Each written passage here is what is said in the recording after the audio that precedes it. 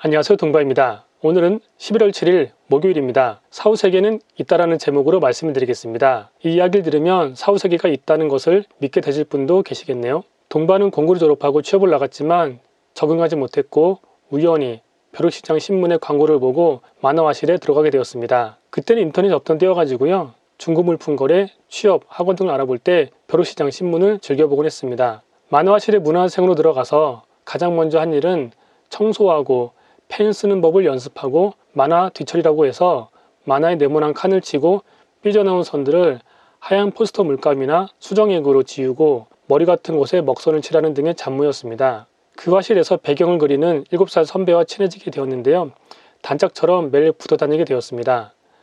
동반은 친형과 친밀하게 지내지 못했기 때문에 항상 편하고 재밌게 대해주는 선배가 좋았습니다. 동반이 일을 마치고 나서도 집에 가면 딱히 할 게 없기 때문에 퇴근하지 않고 만화책을 보면서 밤 늦게까지 있는 날이 많았는데요. 선배도 같이 늦게까지 일을 했습니다.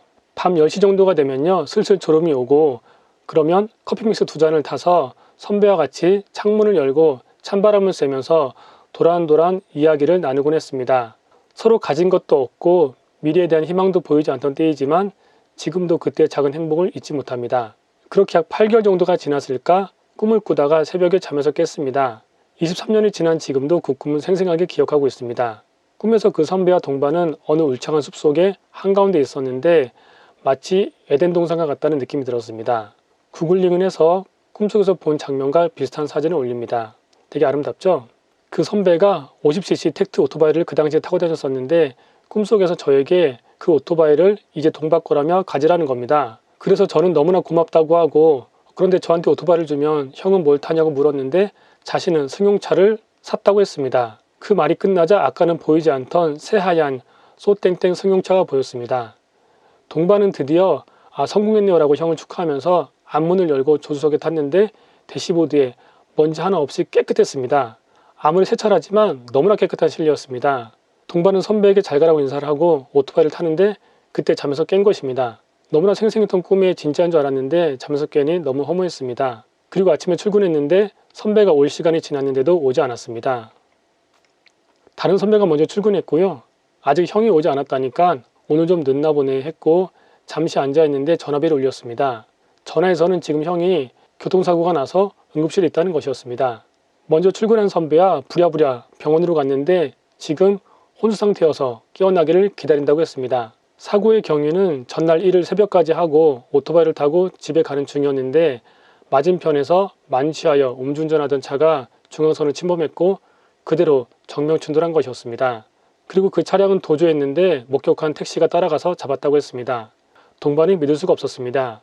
뉴스에서만 남들처럼 보던 일이 눈앞에서 벌어졌기 때문입니다.